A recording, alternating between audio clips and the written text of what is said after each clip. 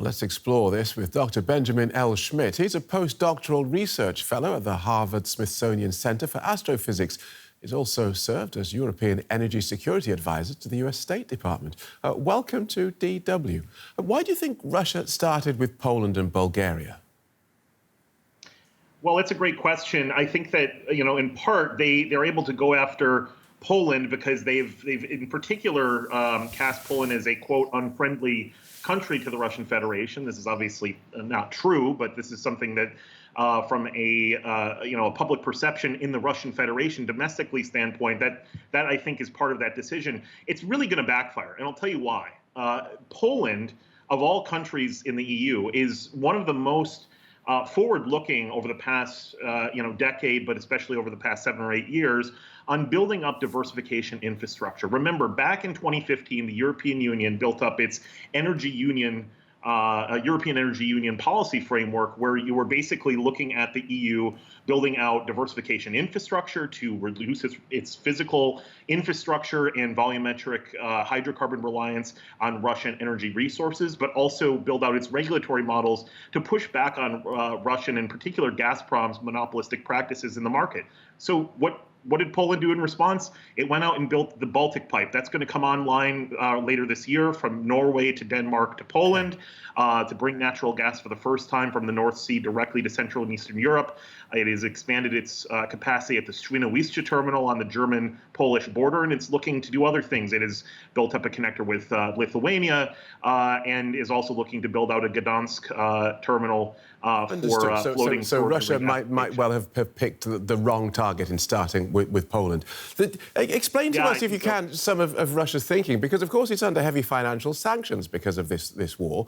So turning off the taps to Poland and Bulgaria, one presumes, robs the Kremlin of much-needed hard currency. So what were they thinking? Well, look, I think there's two actions here that the Kremlin's trying to get across in terms of its response. Russia has weaponized energy, and I've talked about this on the day many times, weaponized energy for many, many years. They've threatened or overtly cut off gas to Europe through Ukraine, through other conduits on numerous occasions, and this is just the latest in that.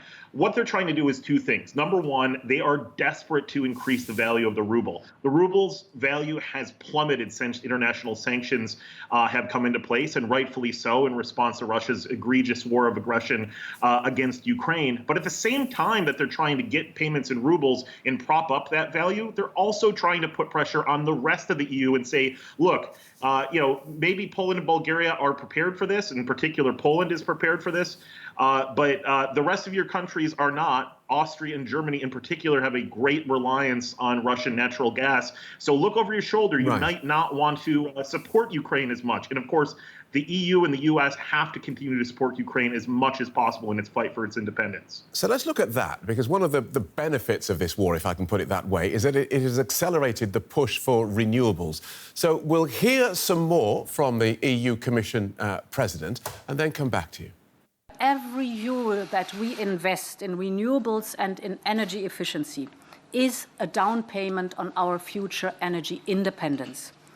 The latest aggressive move from Russia is another very stark reminder that we need to work with reliable partners and build our energy independence.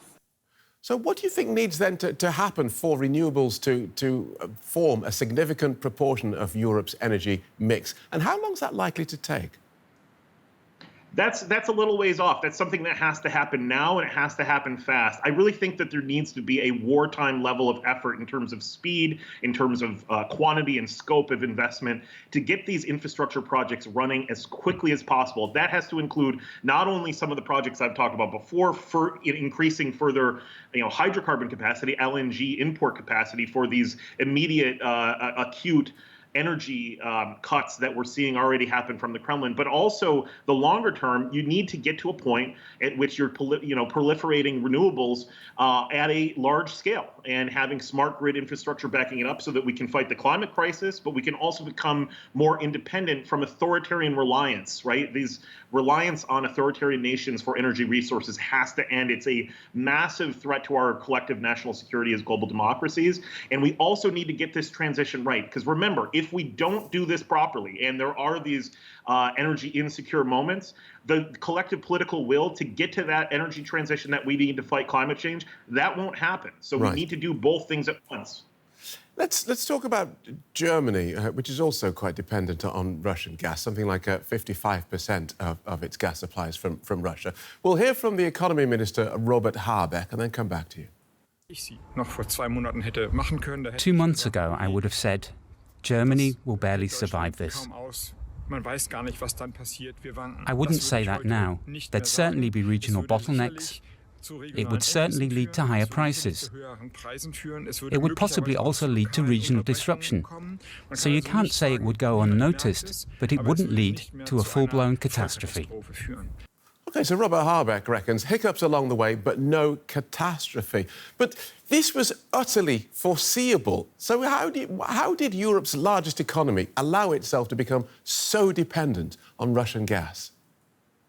Well, look, this is a saga that I've covered with your counterpart, Brent Goff, for many years on Deutsche Welle, and also when I was at the State Department. That same European Energy Union concept that we looked at and I talked about earlier back in 2015, well, NATO's eastern flank countries had built out diversification to reduce their reliance on Russian energy. Germany, in particular, took the opposite approach. It doubled down on its own dependence on both Russian natural gas, but also on infrastructure dependence, and that allowed for all sorts of bad things to happen. Elite capture, strategic corruption, these sort of things. We've seen the Schroederization of Germany, Austria, and other countries across Western Europe, where former senior officials have gone to work on the boards of Russian state-owned enterprises. This is really bad. But Minister Habeck is right.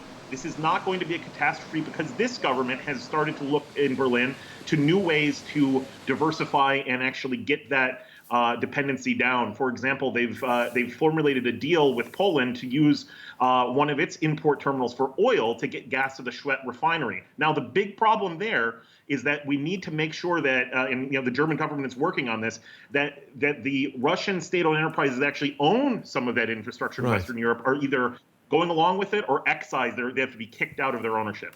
OK, let's talk about the European response, because Ursula von der Leyen says the bloc's prepared and is mapping out a response. But is Brussels up to this job? People will look at its lacklustre handling of the COVID vaccine supply negotiations and wonder if individual companies might be better handling this themselves rather than getting Brussels involved.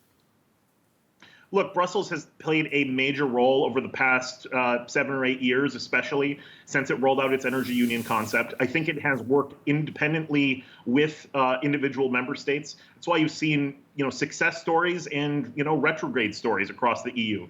But at the Brussels level, at the European Commission level, there is a recognition, and the big contribution that they can do is both to stimulate growth in terms of infrastructure deployments by helping with funding of projects of common interest, helping with contributions to the 3Cs initiative, for example, and at the same time reinforce those regulatory norms to make sure that that Gazprom, that Rosneft, and other Russian energy companies, if they're even involved in the EU anymore, which I think they should not be, I think there should be a total gas embargo. That's something I've laid out with Professor Michael McFall and a number of other colleagues that I'm working with at Stanford in a sanctions working group.